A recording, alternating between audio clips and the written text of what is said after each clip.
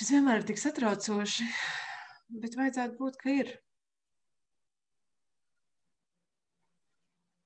Jā, man rāda live.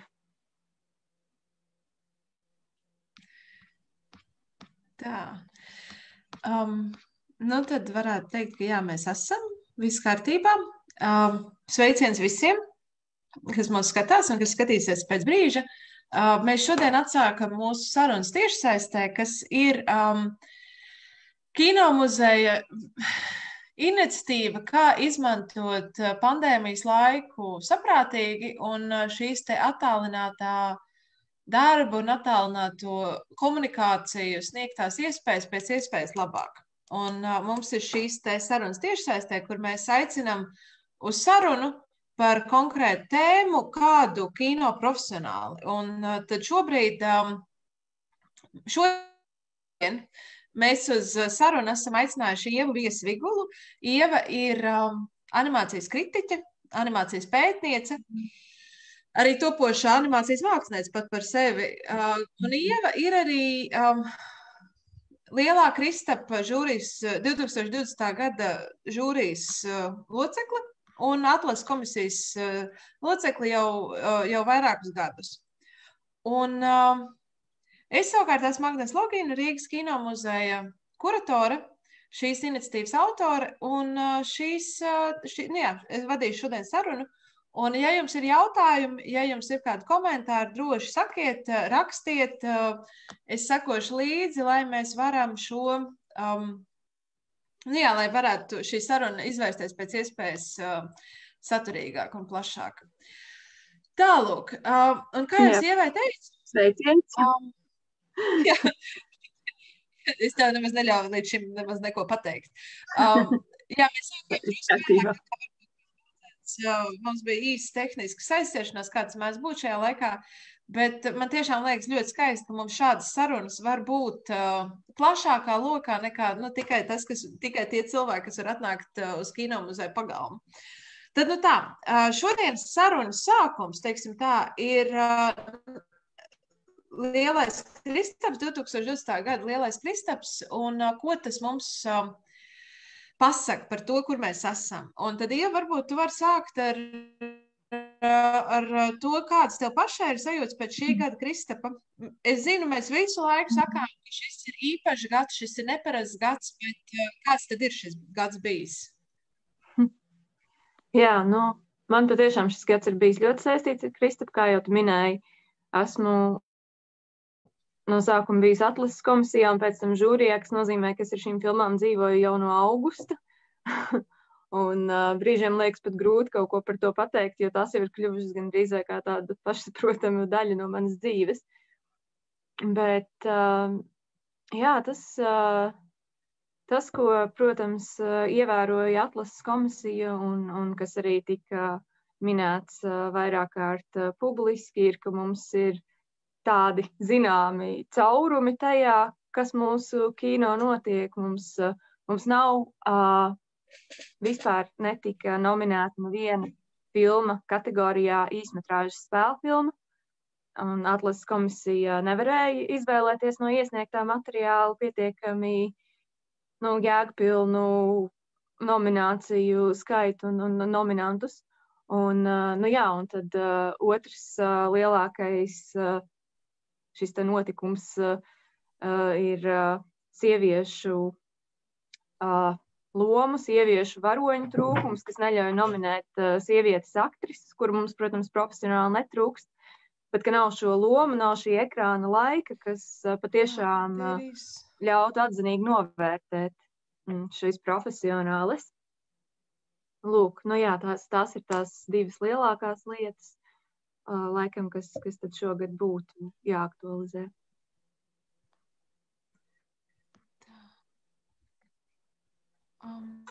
Tā. Vai tu mani dzirdi, Agnese?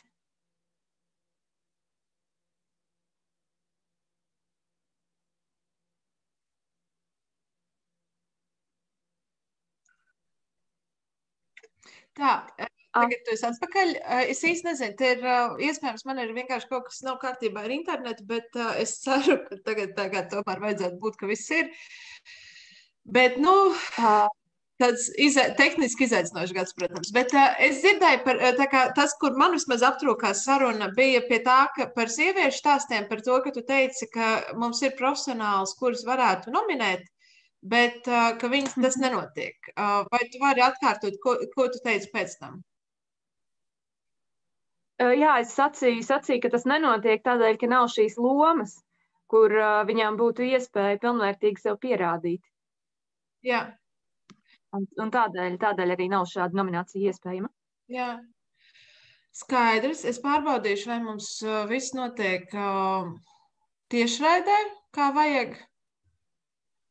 Man ir aizdoms, ka vienkārši tagad ar to, ka mēs visi strādājam atkal attālināti, ka vienkārši internets vienkārši vairs nevelk.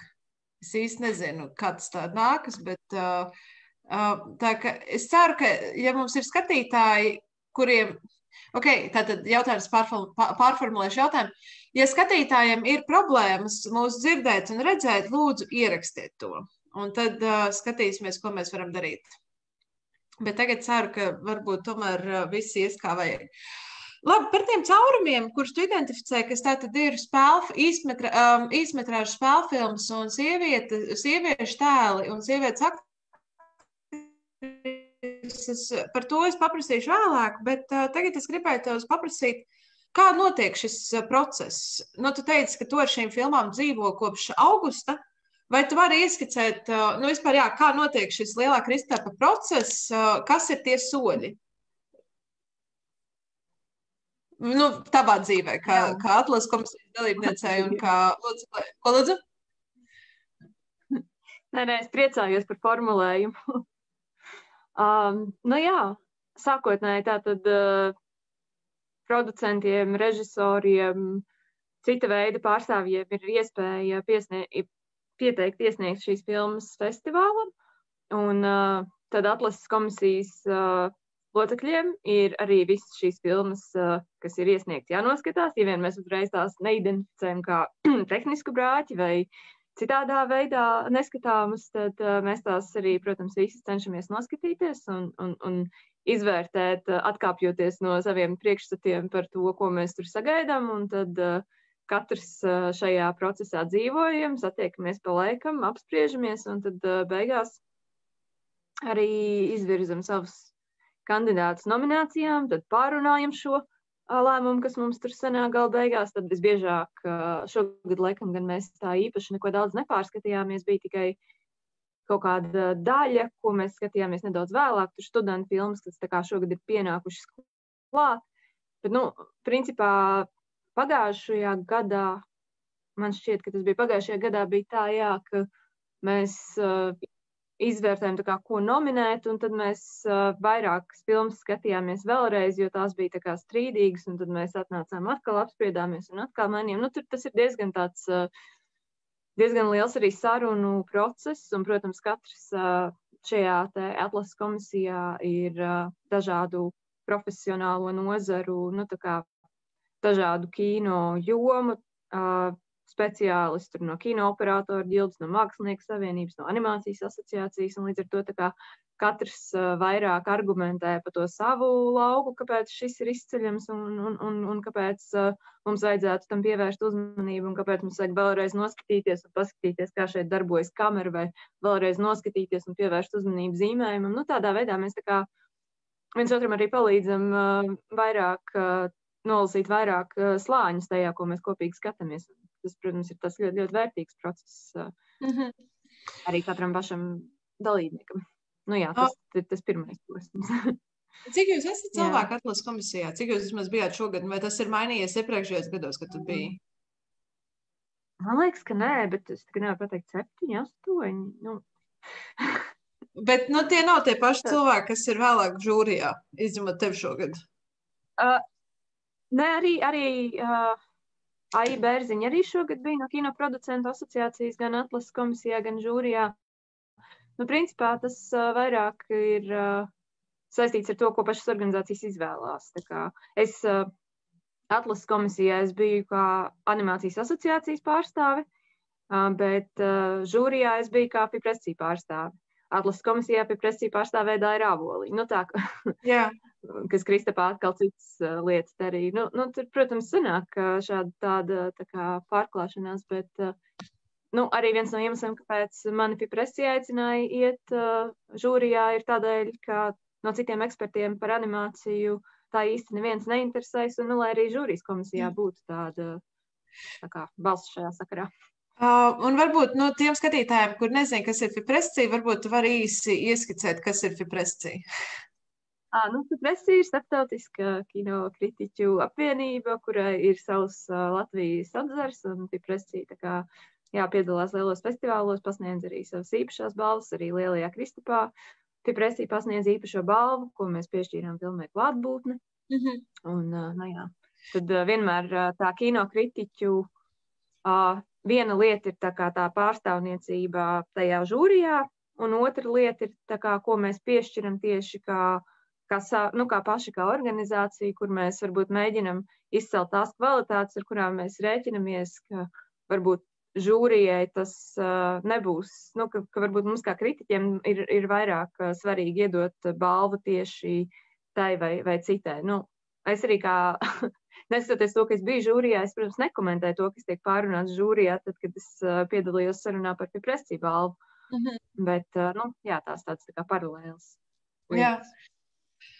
Vai procedūra šogad atšķīrās no citiem gadiem? Izņemot to, ka jums droši vien visas sarunas bija tiešsaistē. Patiesībā tad, kad mēs tikāmies atlasē, tad jau vēl ierobežojumi nebija atsākušies. Mums visas sarunas bija klātienē, un labi, ka tā. Arī Lielā Kristapa sakarā mums tomēr sanāca dzīvē būt. Protams, mums notika arī tiešsaistes sarunas, bet, man ir cita. Tā kā starptautiskā man pieredze festivāla žūrēšanā, kas man bija šajā rudenī, bija tāda, kas notika tiešām tikai Zoomā, un tas bija diezgan traki. Tā, ka tiešām liekas viss tas darbs, un tu pēc tam nevar iet un izbaudīt tās filmas, un nevar izbaudīt to socializēšanos. Man bija tas pats, kad es pavasarī biju Oberhausens filmu festivāla žūrijā, es biju mūzikas videoklipu žūrijā, un tev ir tikai tā darba daļa. Tu nedabū pretī to visu, kas ir tā festivāla daļa, tas kodols, tas, kāpēc tu vispār to dari. Kas ir tā socializēšanās sarunas ar filmu veidotājiem, vienkārši tas, ka tu bāriņā iedzer ālu ar žūrijas kolēģiem, tas viss tāds, tās ir tās vietas, tās telpas, kurās parasti veidojas šīs neformālās, nejaušās sarunas, bet tādā tiešsaistē tev ir daudz grūtāk noturēt nejaušu sarunu, kuras laikā tu vari uzzināt kaut ko daudz interesantāk nekā atbildes tiešiem jautājumiem. Tad iedomājies, varbūt tas ir arī iemesls, kāpēc es tik ļoti gribu šīs sarunas tiešsaistē tādas veidot, jo tas liekas tāds alternatīvs, tas formāts, kurš man pašai vienkārši visu laiku ir pietrūcis žūrējot tiešsaistē. Tad īsi sakot, kā tu raksturot šī gada Lielā Kristapa filmu ražu? Nerunājot tikai par laureātiem, bet vispār par to, ko varēja redzēt, ko jūs kā atlases komisija izvirzījāt. Kādi varbūt ir tavi galvenie komentāri par to, kā izskatās nacionālais kino šajā griezumā šodien? Jo, protams, tu pateici, ka kaut kas paliek ārpus skata. Tu teici par tehniskiem brāķiem, man ir jautājums par to, kas vispār ir tehnisks brāķis, bet, ja mums jāstāsta tikai uz to, kas ir Lielais Kristaps. Tas viss tāds nebija. Bet es runāju par kaut kādu darumu nepilnībām. Jā, ok.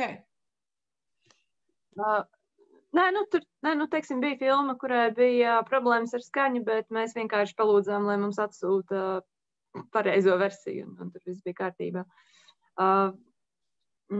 Ko es gribēju? Jautājums par to, kāds izstāsta nacionālais kino caur Lielā Kristapa prizmu?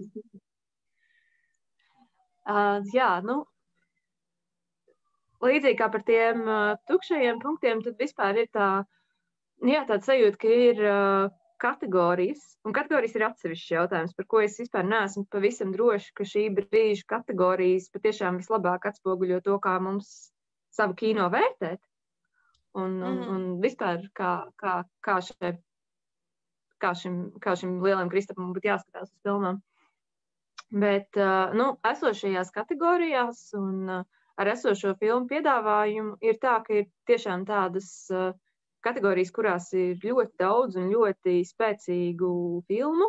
Arī par dokumentālajām filmām patiešām nevarēja sūdzēties šogad, gan arī filmmetrāžā mums bija tā, ka labas filmas, patiešām labas, mēs nenominējam tikai tāpēc, ka vienkārši mums jau ir pietiekami plaši noklāta tāda daudzveidība, un tad mēs tagad nominēsim vēl šo filmu, un tā būs jau līdzīga kaut kam citam, un varbūt tas tieši priekšstats veidosies tāds, ka filmas ir savā starpā diezgan līdzīgas, lai gan tā nav, un filmu tiešām bija diezgan daudz, gan filmmetrāžu, gan īsmetrāžu dokumentālās ļoti interesantas un labas. Un, filmmetrāžu spēlfilmas jau mums, protams, tik ir. Jā, tās, kas ir, tās ir. Un arī, man liekas, diezgan interesanti, ka tās 3 mūsu lielākās pretendentes uz visām nominācijām ir tik krasi atšķirīgas filmas. Un tas, man liekas, ir diezgan skaisti, ka tomēr var tā un tik daudzveidīgi. Un tā kā, tās filmas ir tiešām katra pilnīgi citā universā. Gan, ko zina klusējošā gerda, gan pilsētu pīlpas, gan dvēseļu putenis. Jā. Tā ka kopumā, man gribētu teikt, ka tā aina, ir pietiekami daudzpusīga un, ir daudz tādas tiešām ārkārtīgi interesantas lietas, kas notiek, kur var izsakot, ka tur kaut kādiem soļiem tiek apgūt jaunu kino valodu. Tiešām viss kaut kas patīk. Vai tev ir piemēri tā jaunajai kino valodai, kas tiek apgūta vai izveidota? Kino valodai, tad man uzreiz ir jāsāk runāt. Tad jau man, protams, ir jāsāk runāt par animāciju, par to, ka tas ir arī viens brīnišķīgā filma, mans mīļākais Karš ir izstāsta dokumentālu stāstu ar animācijas palīdzību un to, ka šī animācija dienu darbojās vairāk līmeņos, ne tikai tajā, ka tā palīdz izvairīties no tā, ka nav vairs to vietu un cilvēku, ko nofilmēt, bet arī sniedz gan zināmu atsvešinājumu, gan arī ļoti vienlaikus to personisko skatienu, kā bērna acīm tas var izskatīties, ka tur ir šī te bērnu ilustrācija mākslinieka pieskāriens tajā, kā tie tēli tiek veidot un kā tā vide arī tiek būvēta. Tad arī, tajā saglabāt labi strukturētu stāstu, bet arī izmantot to visu vizuālo valodu, man liekas, ir ļoti jauks un veiksmīgs arī pieejams, kas latviešu animācijā tādā veidā līdz šim nav bijis. Mēs, protams, varam runāt par Edmundu Jansonu Čiža acīm, kas bija tāda pirmā dokumentālā filma, un kas arī bija brīnišķīga, veidota pēc sievietes dienas grāmatu ilustrācijām un viņas atmiņām, un tad tās bija iedzīvinātas un arī savā veidā atklājušot šīs sievietes stāstu par viņas bērnību. Arī tā kā caur animāciju pastarpinātu skatījumu, kur viss tiek stilizēts un līdz ar to ir izstāstāms kaut kādā vieglākā veidā. Kaut kādā tādā.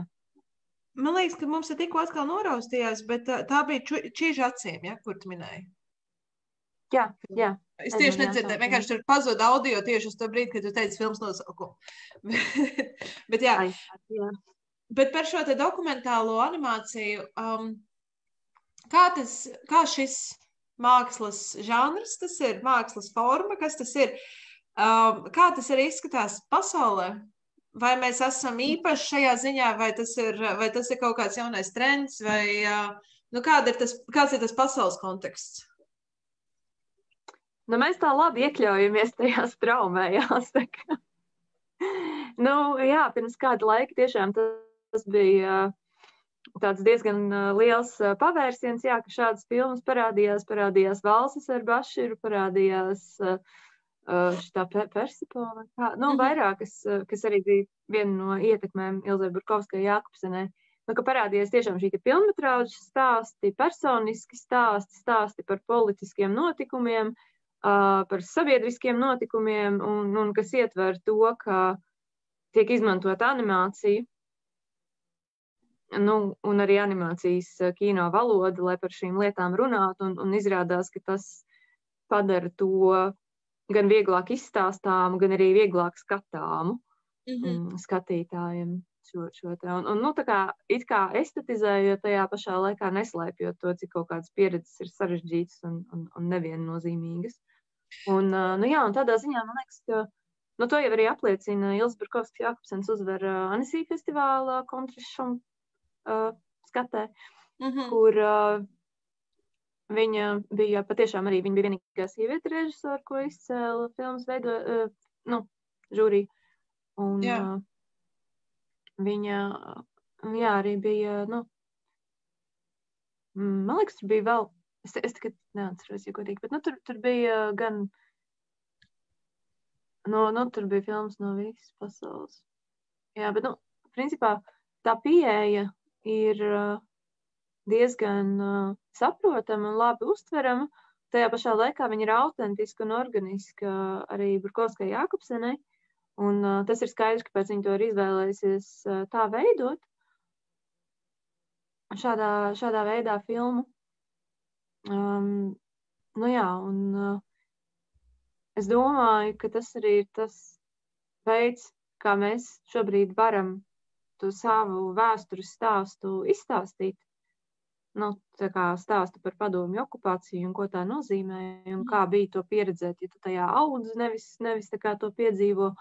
Un šis stāsts ir pietiekami svarīgs un pietiekami sarežģīts, lai tādā kaut kādā stilizētā, atlasītā, uzzīmētā pasaulē to varētu veiksmīgi nodot tālāk un likt pareizos akcentus. Un man liekas, ka šeit tas ir izdarīts. Un tāpēc, es domāju, filma iekļaujas gan ar to, ka tā ir tagad, tā ir veidota saprotamā formātā. Es nezinu.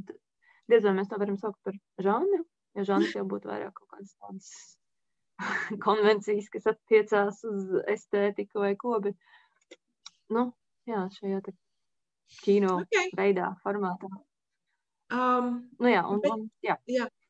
Tas nākamais jautājums tad ir par to, kas ir tas dokumentālais elements, kuram tur jābūt, lai tā būtu animācijas dokumentālā filma vai dokumentāla animācija. Cik daudz ir jābūt šeit, kā izpauž dokumentalitāti šajā brīdī? Īsti sakot, tas viss ir konstrukts, nekas nav dokumentāls. Tas viss ir konstrukts, ko mēs nosaucam par dokumentālu. Bet, protams, mēs runājam par kaut kādā... Nē, es vienkārši atceros, mums bija līdzīga saruna. Mums bija vienkārši saruna ar tevi pirms gada, man liekas, par to, vai es tā kā gribēju teikt, Rīgas ceriņa ir dokumentāla animācijas filma, tu teici, ka negluži. Tad es tā kā gribēju tev izmantot iespēju, lai paprasītu, kas ir šis te dokumentālais animācijas kino? Es neredzēju, ne? Man tiešām šķiet, ka dokumentālisms kā tāds, tā ir konvencija, ko mēs vispār saucam par dokumentālu. Un tas, ko šī filma dara, ir, ka viņi izmanto dokumentālā kino konvencijas. Viņi izmanto kartes, viņi izmanto to audio ierakstu no vietas, viņi izmanto faktus, skaitļus un arī kaut kādus izgriezumus no avīzēm, fotogrāfijas un tādas dokumentālā kino, tā kā, valodas vienkārši līdzekļus, kas mums, kā skatītājiem, paziņo šos te spēles noteikumus. Tā ir animācija, kas ir dokumentāla animācija. Tur ir šī naratora balss, vēstītāja balss, kas arī apliecina, ka tas ir stāsts, kas tiek stāstīts, nevis kāds tur maldinošais vēstītājs, kuru tūlīt nomainīs cits. Bet, protams, pateikt, kas tad ir dokumentāls, kas tad ir patiešām vēsture vai kaut kā tā, tas jau ir tāds diezgan sarežģīti. Un tāpēc par Rīgas ceriņiem atkal tur ir šie te personāži un tipāži, bet tur, manuprāt, tas uzsvers nav uz to, un tāpēc man likās, ka es šo filmu neklasificētu kā dokumentālu animāciju, jo uzsvers nav uz to, lai atspoguļotu, pavēstītu par kaut ko, kas ir saistīts ar šo te pasauli te ārā, nevis kaut kādu variāciju, tas ir drīzāk kaut kas, kas ir no šīs pasaules ārā, tik absurds un interesants, ka tas tiek ienests iekšā tajā kaut kādā mākslinieka realitātē un tā kā vairāk stāsta par to, kā dzīve ir savāda un reizēm absurda kā tāda, nevis tieši šeit un tieši šajā vietā notiks šāds absurds gadījums, un tāpēc par to ir jāpavēsta un to ir jānoglabā kronikās. Tas ir vairāk, mēs vairāk padaram šo dzīves faktu kā tādu ready-made kaut kādai mākslinieciskam vēstījumam, kamēr mīļākā kara gadījumā mēs izmantojam šo te māksliniecisko valodu, lai tomēr vēstītu par ļoti konkrētām vēsturiskām lietām, kuras mēs gribam piesaistīt vietai, laikam, cilvēkiem, pieredzēm, kas ir tikai tur un tā iespējams. Labi, man ir apmēram skaidrs. Šis ir arī brīdis, kad es gribēju atgādināt mūsu skatītājiem, ka ja viņiem ir jautājumi vai komentāri, lūdzu rakstiet, jo mēs te arī jau runājam tagad par dokumentālu animāciju, kas ir nesens mākslas formāts. Tas nav, es nezinu, varbūt tev ir tu zini, kas bija kaut kādi tādi pirmie gadījumi, kad tas parādās šāda dokumentāla animācija? Man liekas, ka pirmā filma bija Lusitānijas nogrimšanas, to varētu apskatīties, kurā gadā tas bija, bet tas bija, manuprāt, vēl pat nebija 20. gados. Tā kā animācija jau vispār ir bijusi kā tāds klaiņotājs mūždien. Tā kā animācija, var teikt, ja mēs uzskatām par animācijas dzimšanu Emīla Reino optisko teātri, tad animācija uzklīd uz ekrānu vēl pirms bija kino izdomāts. Pēc tam tad animācija parādās kā šis te triku kino, kā visādi Melijas un citu viņa atdarinātāju un oriģinālāku, varbūt arī mākslinieku darbi, kur dažādi objekti tiek kustināti, kadram kaut kas pazūd, kaut kas pārvēršās par kaut ko citu. Tā kā visos šajos trikos ir animācija, tad atkal tā kā animācija sākas tā kā profesionāls kadru pa kadram darbs, tad atkal animācija citos brīžos pāriet kā specefekti. Tā kā, jā, un arī dokumentāliem mērķiem animācija ir tikusi izmantota. Tas, ka tagad tā ienāk kaut kā jaunā veidā, jā, tas ir varbūt droši vien, kaut kādu 2000. gadu vidus, ja es nemaldos tāds fenomens, bet vispār, protams, tiešām animācija ir pārsteidzoši daudz ko darījusi. Kā tāds mākslas veids, kurš viss kaut kur laužās. Forši. Man liekas, jā, es te atceros, kamēr tu stāstīji, ka vispār jau mums vajadzētu taisīt atsevišķu sarunu, kas būtu tikai par animācijas vēsturi ar tevi, bet tagad tā kā savalkot to visu kopā ar Lielo Kristapu, te ir tas neizbēgamais jautājums, kur, man liekas, tu jau zini, ko es tūlīt uzdošu. Kā izskatās animācija Latvijā šodien? Kas ir tas, kā tu raksturotu? Kas tur ir,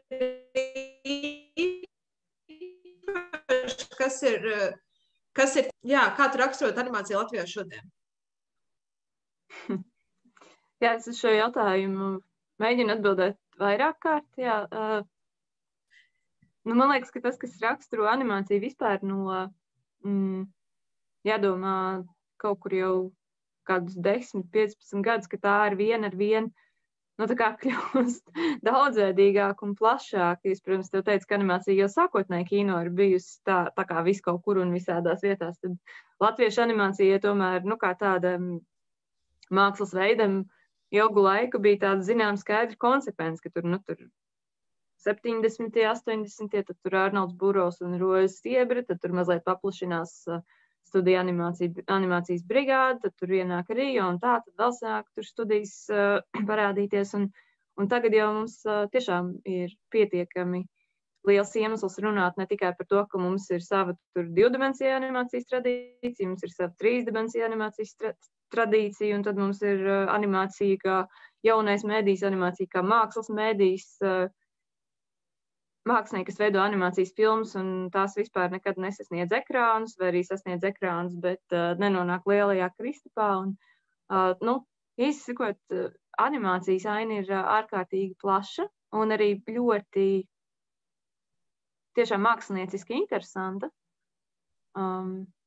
Ir daudz ietekmes no kino, bet daudz ietekmes arī no vizuālās mākslas, un ir mākslinieki, kuriem tas tā kā satiekās, ir mākslinieki, kuriem vairāk dominē viens vai otrs, un man šķiet, ka tas arī ir kaut kā varbūt pat viens no lielākajiem ieguvumiem, ka mums nav vienas īsti tādas vadošas līnijas vai vadošas skolas. Mums ir tur varbūt Edmunds Jansons un Atomārta, kas tā kā veido tādas ļoti plaši pieprasītas un pazīstamas filmas un tiešām nes to Latvijas vārdu, tā teikt, pasaulē ar šiem te darbiem.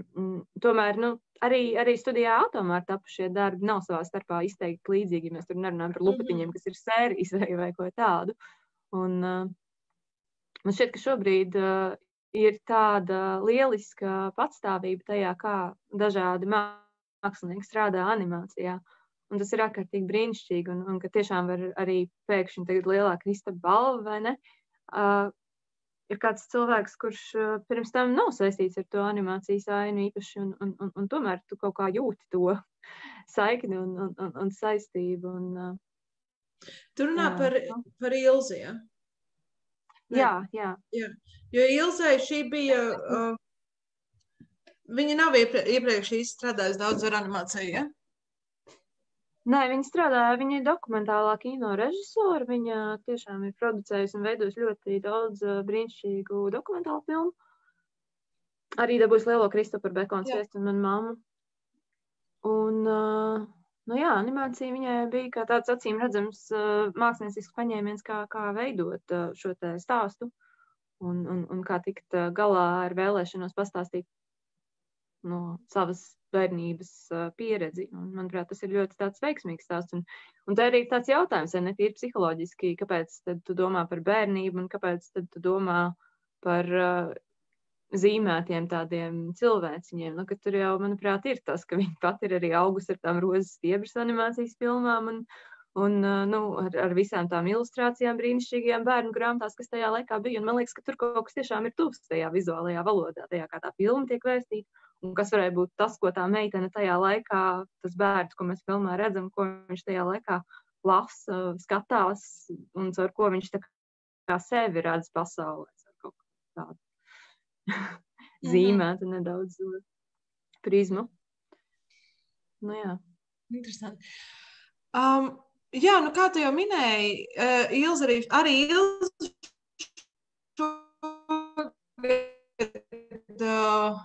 arī šo te, kā sanāk, kas tā ir par kategoriju? Tā nav tā kā lielā konkursu kategorija, bet tā ir īpašā kategorija. Tā ir pretstraume. Pretstraume. Un, kā tu raksturot? Jā, nevis pretstraume, bet, tas ir no tā jēdziena, tā, ka filmē astotnieku, vai ne, tad ir plāns un tad ir pretplāns, kā to sauc. Tas ir tā kā, ka tu pasaki vienu pusi un tad ir tā otra puse, kas kaut kā reaģē uz tavu sacīto, tas otrs cilvēks, kas iesaistās dialogā. Tas ir tā kā, ka šī ir filma, kas pieder filmām, kas veido dialogu. Un tas ir žūrija tā kā jau pirms kāda laika secināja NSI festivālā, vai žūrija vai atlases komisija, ka tās filmas, kuras lielākoties tiek apbalvotas, tomēr parāda kaut kādu vienveidību, bet gribās ļoti izcelt darbus, kuros ir kaut kas tāds neparastāks, kuros ir kaut kas būtiskāks un svaigāks, bet kurus varbūt neatbilst tam skaidrajam priekšstatam, kā tad tās, īsi sakot, filmas, kurās ir kaut kas, kas nemudina tās nominēt it kā tām galvenajām nominācijām, bet kas tieši tajās atklāja kaut kādu to dialogu otro pusi, un tad no sākuma tika izveidots īsfilmu konkurses perspektīvas, tā kā, lai apliecinātu, ka tās ir šajās filmās mēs uztveram to, izceļam to, ka tas stāsts ir izstāstīts kaut kā citādāk, mākslinieciski vai vēstījuma ziņā, un tāpēc tās ir svarīgas, un tāpēc tās ir jābalvo. Un tad viņi nonāca pie secinājuma, ka tieši šis pats princips darbojās arī filmmetrāžas animācijā, ka arī ir šīs filmas, kuras ir ļoti pamanāmas un ļoti spēcīgas, bet kaut kas tajās ir tomēr tās atšķir no tādu pamatstraumas animācijas un kāpēc tās gribas izcelt tā kā citā kategorijā. Tur, arī kaut kādas filmas, kuras, piemēram, viena filma, kuras nosaukumu es tagad nevaru atcerēties, bet tur arī tādas filmas, kuras, teiksim, ir diezgan pat smagi skatīties, bet viņas ir ļoti nozīmīgas. Smagi tādā ziņā, ka tas vēstījums ir ļoti skarbs, un skaidrs, ka tādu filmu būtu grūti nominēt kā labāko filmu, jo tas ir festivāls, un visiem jau gribās kaut ko priecīgu, bet zini, ka tas ir kaut kas ļoti būtisks, kas tajā brīdī ir jāpasaka, un tad tāda pretstraumas kategorija darbojās ļoti labi. Pretstraumas, es nezinu, kāpēc tā sauc. Ok, tikko tas kaķis Žižeks palīd pāri durvīm, tas bija tāds jauks iestarpinājums. Viņš paslēpās atpakaļ, bet viņš tur tā pasveicinājās virs durvīm. Ok, tas arī vienkārši tāds animācijas cienīgs tēls.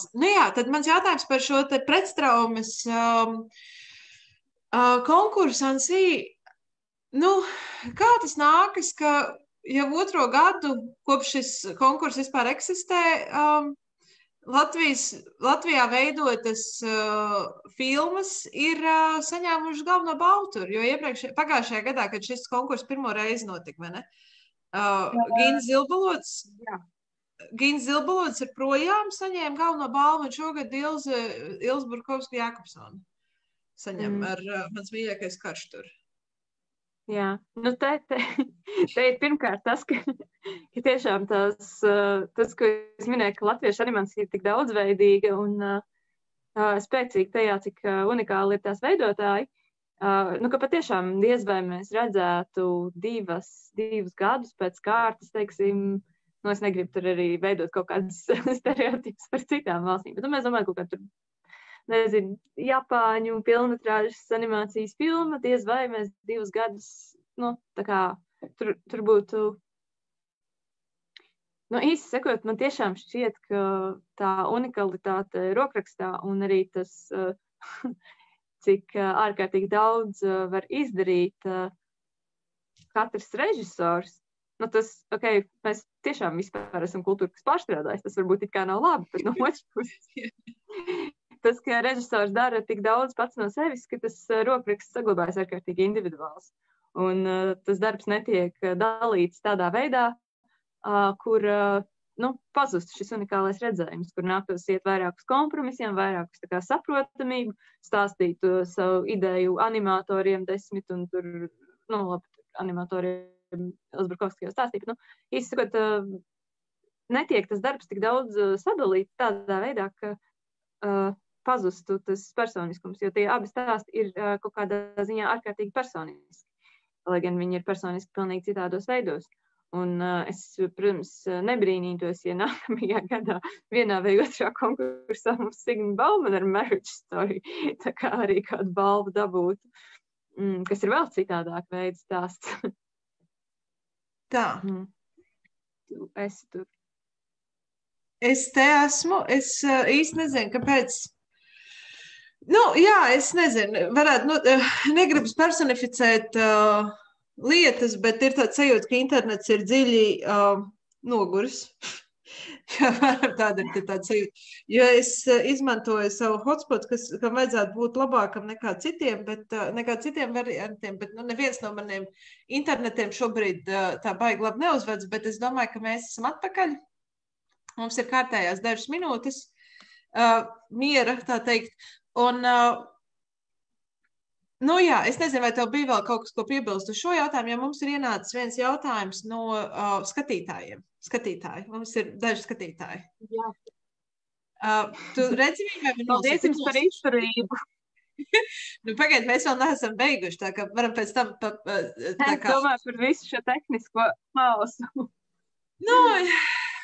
Es nezinu, man tiešām liekas, ka šobrīd ir sliktāk, globālā līmenī sliktāk ar komunikācijām nekā bija pavasarī, jo kaut kā ir daudz vairāk tehnisku kļuku un kāpēc arī daudz mūsu standarta platformas, kurās mēs komunicējam, ir izvēlējušās mainīt savus dizainu un pieejamību un funkcionalitāti, un tad pēkšņi tā kā Facebooks ir pilnīgi citādāks un Instagrams ir pilnīgi citādāks un vienkārši tā kā nekas vairs nestrādā.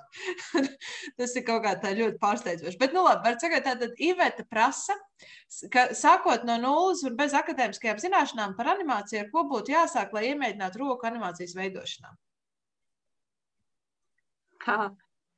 Tas ir brīnišķīgi.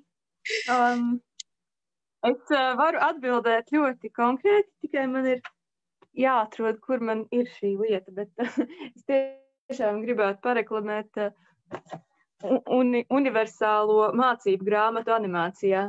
Kaut kur man viņai tepat ir jāstāv. Viņa sauc Animator's Survival Kit. Šitā tevi izskatās. Un īsti sakot, te ir visi animācijas galvenie principi, tas vai to zīmēt, vai to taisīt ar plastelīnu, vai to veidot ar diegiem, vai zariem, vai smiltīm, vai jebko citu, tā ir tā kā paša izvēle. Un tas, kas šeit ir vienkārši pastāstīts kā kadru pa kadram, dabūt plastisku, dinamisku, interesantu skatienu, piesaistošu kustību, ko pēc tam, protams, var papildināt ar krāsām, ar skaņu, ar vēl visu kaut ko. Bet, tā kā animācija galvenokārt tā ir tā kustība, kas notiek starp kadriem, kas mūs pārliecina, ka tas, kas ir redzams, ka tas kustās, ka tam piemīt kaut kāds raksturs, ka tam piemīt kaut kāda sava daba. Un, es tiešām šo grāmatu ļoti iesaku, pati pēc viņas mācos un zinu, ka daudzi animatori vēl joprojām uz to paļaujās visur pasaulē, un viņi var nopirkt arī Rīgā. Jā, Jāņa Rozes grāmatnīcā. Var pasūtīt arī internetā, var atrast arī PDF-ā. Un es domāju, ka tas ir tā kā ļoti labs sākums. Tātad viņi sauc Animator's Survival Kit. Jā. Ok. Richards Viljams.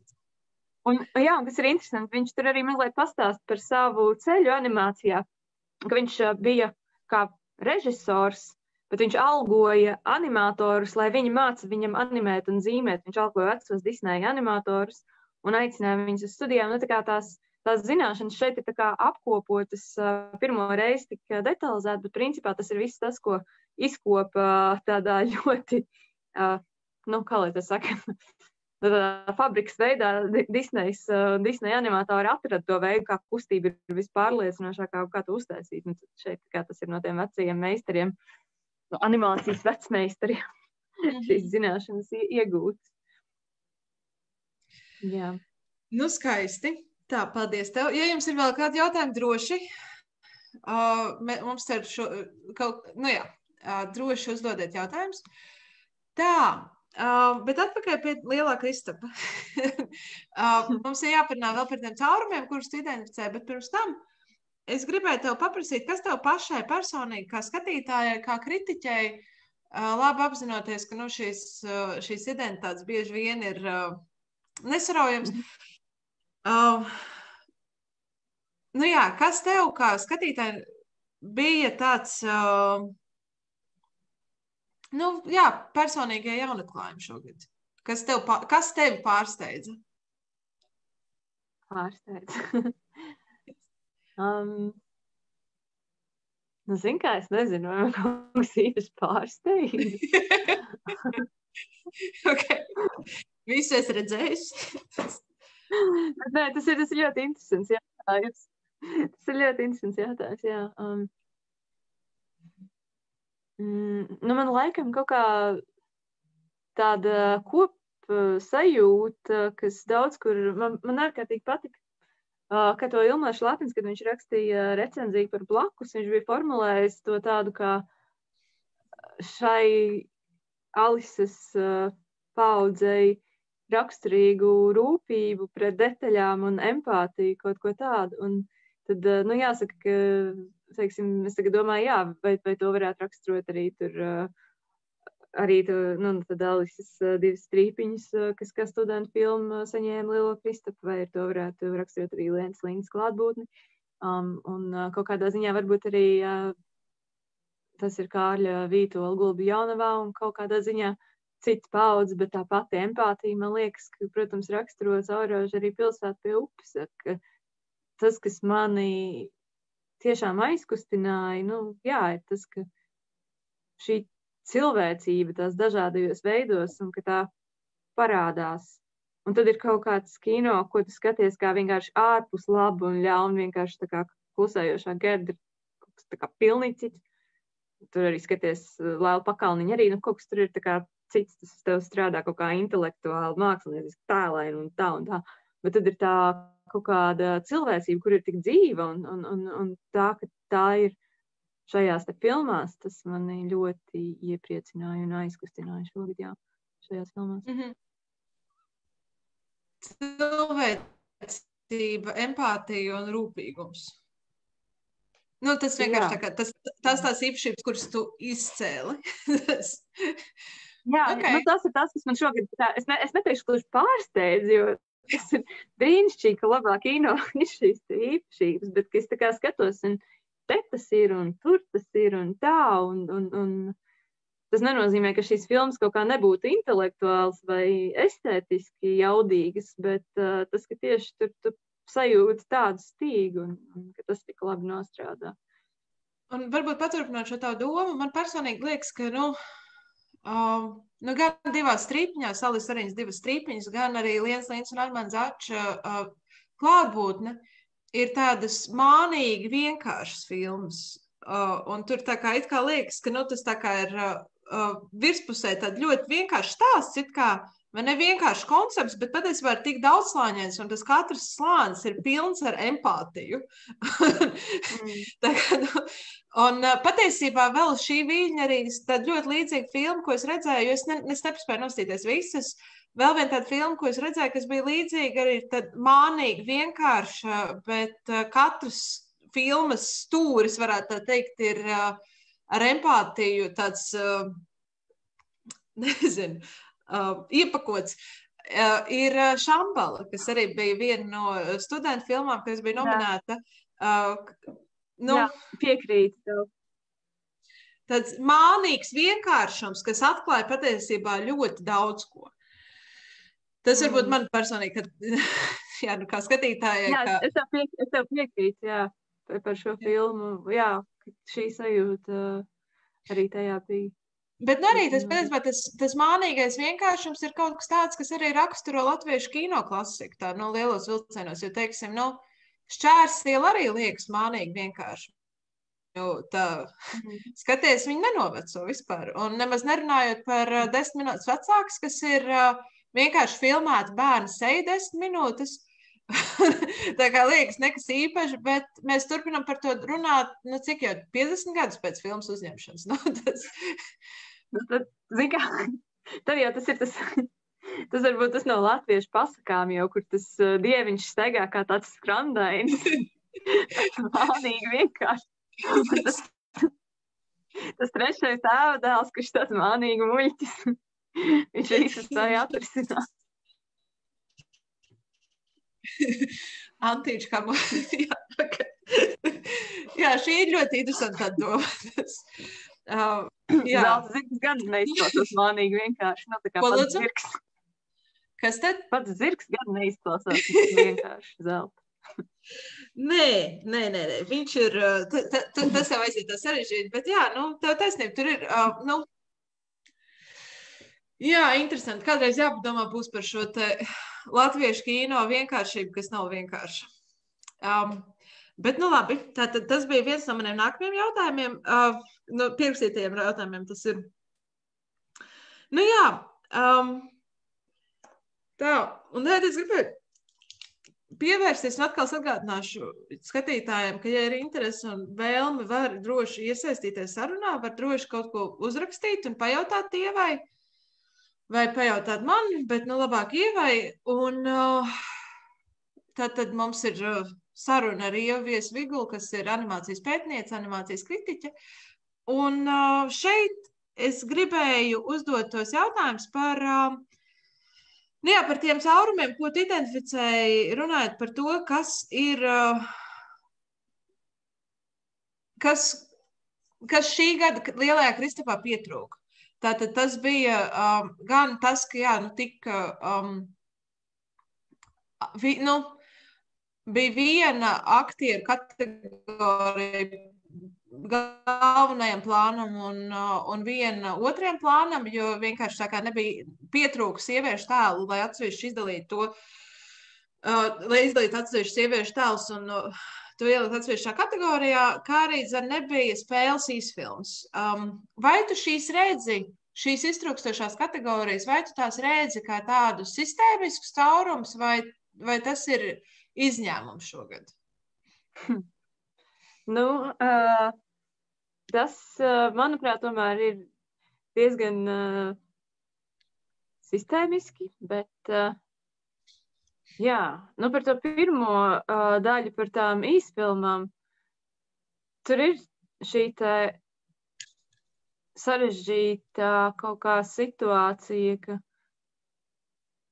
jā, es pat nezinu, cilvēki laikam neredz īsti motivāciju īsfilmas formātā tik daudz darboties spēlkino, dokumentālā kino, kaut kā tādas īsas etīdes šķiet organiski un režisors vilinoši, bet spēlkino laikam tas vairāk, tad ir kaut kāds tāds vai patiešām galīgi prikols un joks, kas atrisinās un tiek pateikts.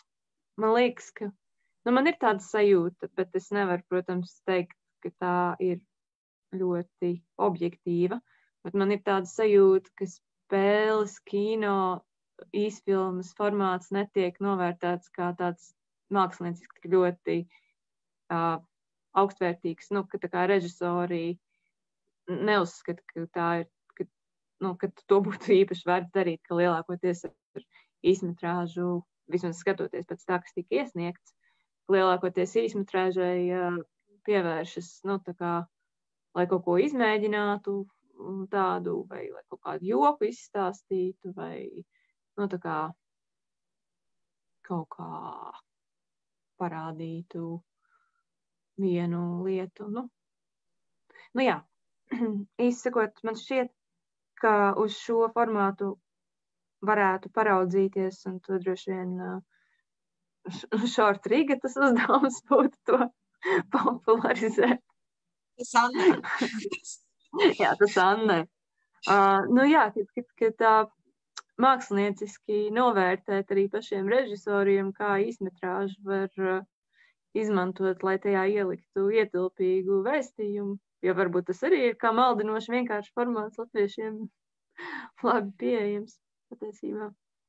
Jo Liena savā analīzē par studentu īsfilmām, kur arī šogad starp tām 5 filmām, kas ir arī izmaiņas no iepriekšējiem gadiem, jo parasti studentu filmu konkursā bija ļoti daudz, un tā kā tur mēdz parādīties, tur izkristalizējas parasti, ka, ir pāris formulējums, arī izaicinājumi, jo, piemēram, pagājušajā gadā kā labākā studenta filma balvu saņēma Elīze Kļaviņa Zorjana Horobraja, kas ir fascinējoša, brīnišķīga pilnmetrāža dokumentālā filma, kas īsti tā kā, lec ārā no šī te studentu filmu konteksta.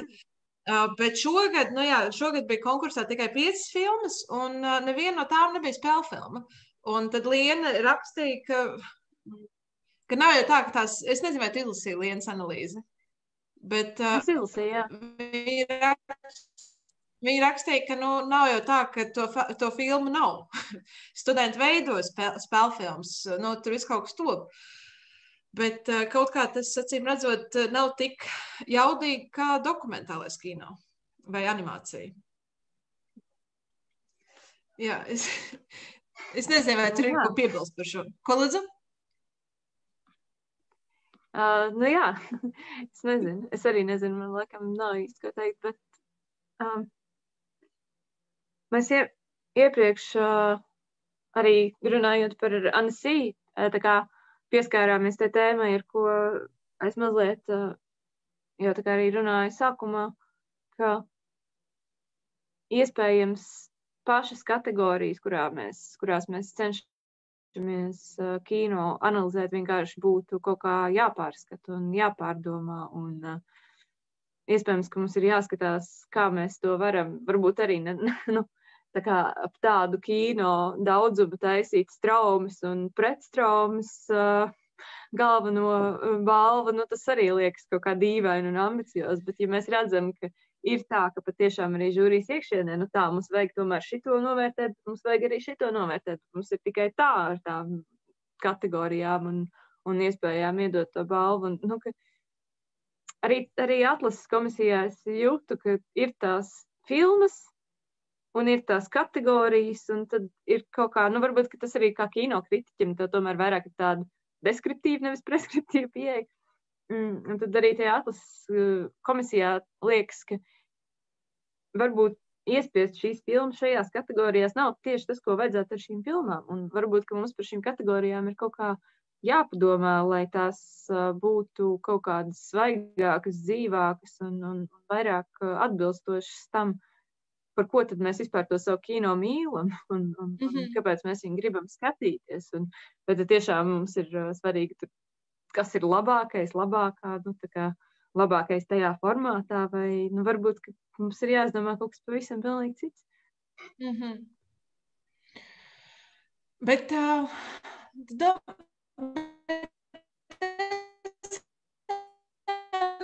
tas jau nav raksturīgi tikai latviešu kino.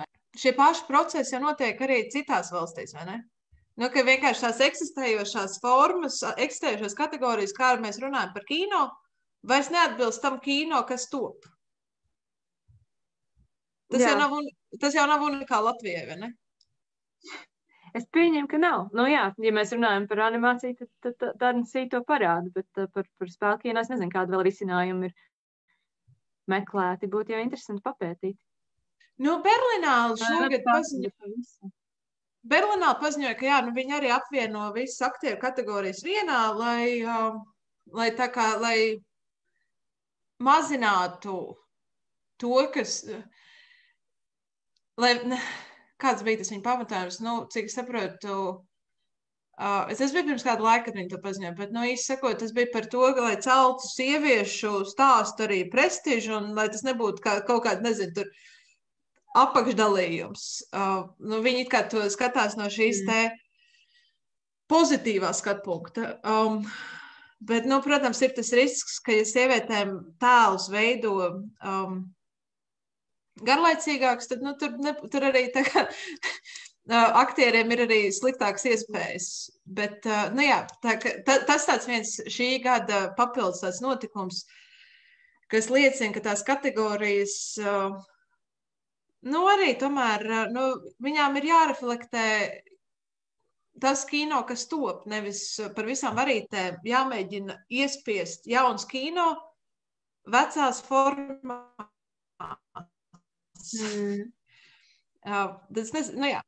Interesanti, kas notiks tālāk uzreiz vienkārši runājot ar tevi iedomājas par seriāliem, piemēram. Bet pagājušajā gadā bija šī vienreizējā seriālu programma, bet kategorija. Tas nebija televīzijas. Kā viņi saucās? Tas šogad vairs nebija. Kur Sarkanais mešs saņēma balvu? Man šķiet, jā, Bet tā bija tā kā televīzijas. Jo pārējie, kas bija nominēts, atceros, bija Nora, kas bija dokumentāla, kas bija televīzijas filma, un tur bija trešo nominants, neatceros, diemžēl. Bet jā, nu tas tāds vienreizais notikums, nezinu, varbūt cerams, ka atgriezīsies, bet nu jā, kategoriju izaicinājums. Tas arī ir saistīts, nu, tā kā, ko tad tā televīzija, vai viņi parāda kaut ko svaigu, vai mēs vienkārši tagad liekam televīzijas, nu tā kā kategoriju, tur nominējam lietas tādas, kas ir tiešām televīzijas formāti, nu, kas īsti nav pat kino, nu, tā tik ļoti piemērot, un kur nav pat tam televīzijas formātam kaut kā tāda unikāli, nu, svaiga, tāda neparasta un novērtējama, nu, tā kā vienkārši tāpēc, lai būtu tā kategorija, jau arī tas nav, un tad, nu, jā. Nu, jā, nu, tas, ka šeit izkristalizēs, ir tas, ka, jā, nu, kā maza valsts ir salīdzinoši mazu šo te kino daudzumu, kas gadā top, un nu, tā kā nākamajos gados mēs 100 gadi ir pagājusi, nu, mums nebūs vairs tik daudz filmu, nu, mums nebūs vairs tagad tik daudz spēļu filmu gadā, kā bija 17. 18. gadā. Nu, mums ir jābūt fleksiblākiem, un tām kategorijām ir jābūt, nu, fleksiblākām, droši vien. Nu, jā, un tad otrs jautājums ir par, nu, jā, šiem sieviešu tēliem. Vai tā tev liekas, ja, piemēram, nu, es pat personīgi domāju, ka, piemēram, no šis te spēles īsfilmu iztrūkums ir, nu, manuprāt, tā ir sistēmiska problēma, bet es nezinu īsti par. Jā, bet kā tev liekas par sieviešu tēliem un sieviešu tēlu trūkumu? Kvalitatīvu, pamatīgu, pirmā plāna sieviešu tēlu trūkumu?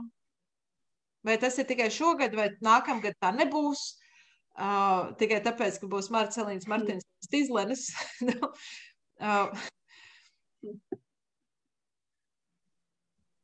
Nu jā, varbūt tas plašākais jautājums. Šeit ir arī vienlaikus tas plašais jautājums par to, cik ļoti mēs varam runāt par tendencēm. Situācijā, ja mums ir 3, varbūt labākie, 3 filmetrāžu spēlfilmas gadā. Nu jā. Nu, te ir tas jautājums. Nu jā, šo sieviešu stāstu trūkst. Šo sieviešu stāstu, kuri nesabojāt arī tad, ja viņi vienkārši aizvietot mazāk interesantus sieviešu personāžu stāstus filmās, kuras tiek uzņemtas. Bet man kaut kā ir sajūta, ka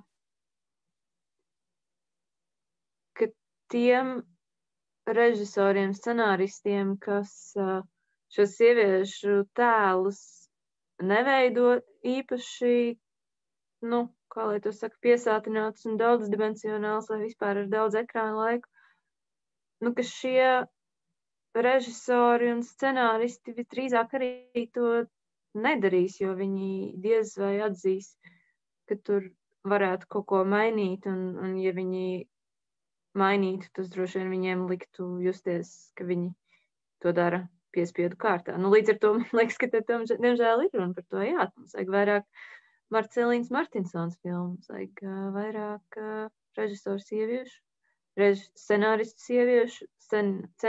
sieviešu, kas pakonsultē scenāristus vīriešus un scenāristus vīriešus vai režisorus vīriešus, kas ir gatavi ieklausīties un palīdzēt šos ieklausīties un pieņemt palīdzību, lai šie sieviešu tēli kļūst interesantāki.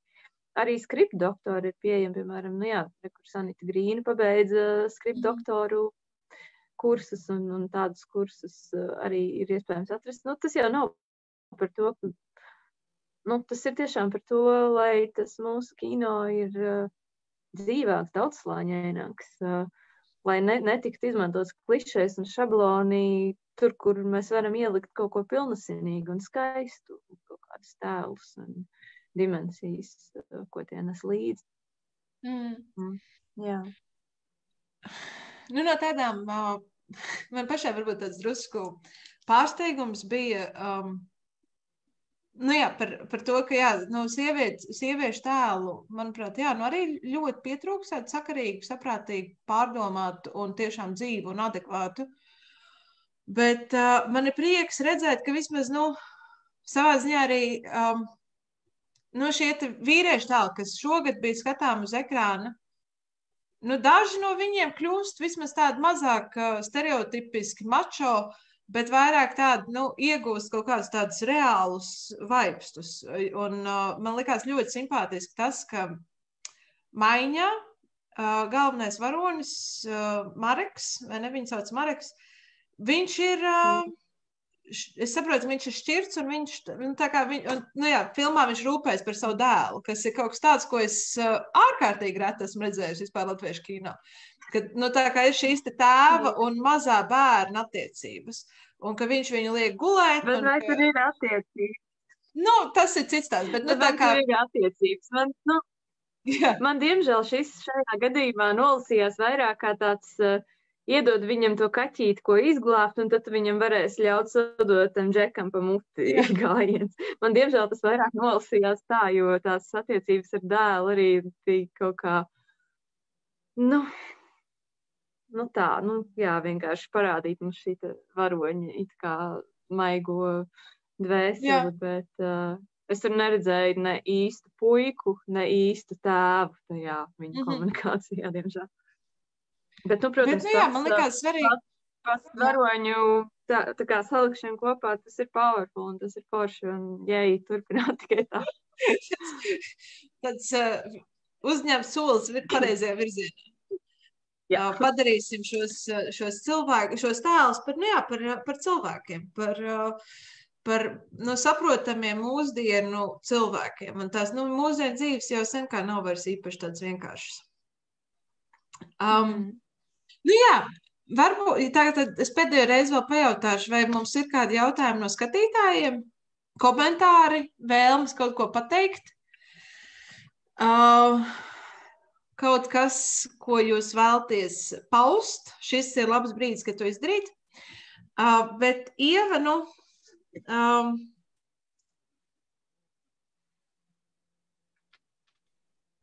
tā es pastīšos, kāda man vēl tā bija jautājumi sarakstīti.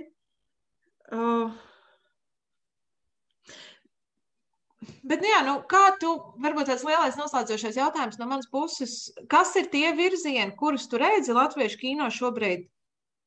Un jo vienkārši man pašai ir tāda intuitīva sajūta, es neesmu par to daudz domājis, bet man ir intuitīva sajūta, ka šobrīd vienkārši notiek attīstība vairākos virzienos,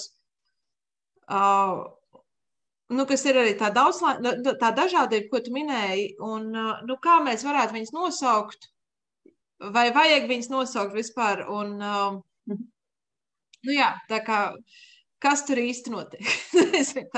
Tas ļoti es jūtos, bet es ceru, ka tu saprati. Jā, tas ir tik interesants jautājums. Es nezinu, vai es tā ātrumā tādu spēju atbildēt, bet tas ir tik interesants jautājums, par ko padomāt.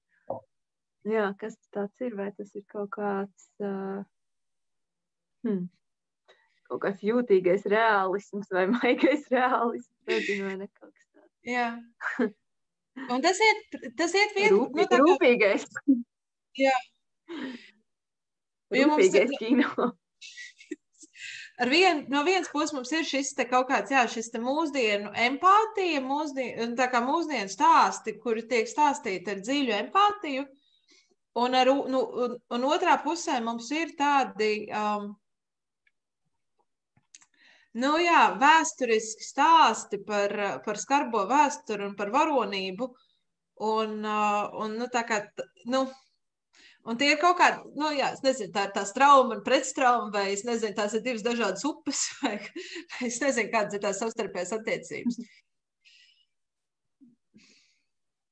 Jā. Jā. Tad nu kaut kā jau, jā, mēs laikam tā kā skatāmies uz to, kas mēs esam. No kurienes mēs nākam? Tādu, jā, no kurienes mēs nākam, kas mums ir izveidojis un jā, kā mēs šeit varam būt. Jā. Bet man liekas, man liekas, ka šogad bija arī lielāka kristumā bija salīdzinoši nu, spēlfilmās tas īstā neizpaudās, bet no pilnmetrāžu spēlfilmu kategorijā. Bet bija pietiekami daudz arī mūsdienu stāstu, vai ne? Kas ir kaut kas tāds, kā ilgi latviešu kino ir pietrūcis. Nu, laikmatīgs stāsts. Jā, nu, tas, nu jā, tie stāsti ir. Es gan nezinu, vai es īsti piekrīstu tam, ka tagad viņi pēkšņi šogad ir un iepriekš viņi tā pietrūka. Man tā bilde, protams, arī tagad jau pamazām ar tiem gadiem ir kaut kā mainījusies, bet nu, mēs jau, jā, nu, kas mums bija Oļeks Modris un šī diezgan... Nu, diezgan daudz jau mēs domājam par to, kas ir tā situācija, kurā mēs atrodamies arī pat no filmmetrāžā. Jā, vairāk, varbūt, ka šī pat ir vairāk tā kā kaut kāda samierināšanās, ja mēs domājam par kaut kā. Jā, nu grūti, protams, to definēt. Paliekam pie tā, ka ir grūti. Tas tāds skaists sarunas noslēgums. Man liekas, bet ir interesanti. Grūti, bet interesanti. Man liekas, ka mums nav šobrīd neredz nevienu jautājumu un komentāru. Tā ka man jāsaka ir paldies skatītājiem. Gan tiem, kuri skatās tiešsaistē, gan tiem, kuri skatīsies vēlāk. Milzīgs paldies Ievies Vigula, mūsu šodienas sarunas partneri. Es nezinu, ar ko mēs šodien runājam. Es esmu Agnes Logina un Rīgas kinomuzejs. Man patīk tas, ka es bieži vien par sevi runāju daudzskaitlī, un tad es tā kā neatšifrēju, kas mēs esam, bet, nu, kāpēc ne? Nu jā, un es ļoti gribētu, ja vispār ar tevi kādreiz parunāt vairāk tieši par animāciju, jo man liekas, ka, nu, tā kā tikai par animāciju, jo man liekas, ka tā būtu tāda ļoti interesanta tēma. Jā. Un, nu, bet to nākamreiz. Tā. Es domāju, jā. To mēs varētu nākamgad sākumā kaut vai.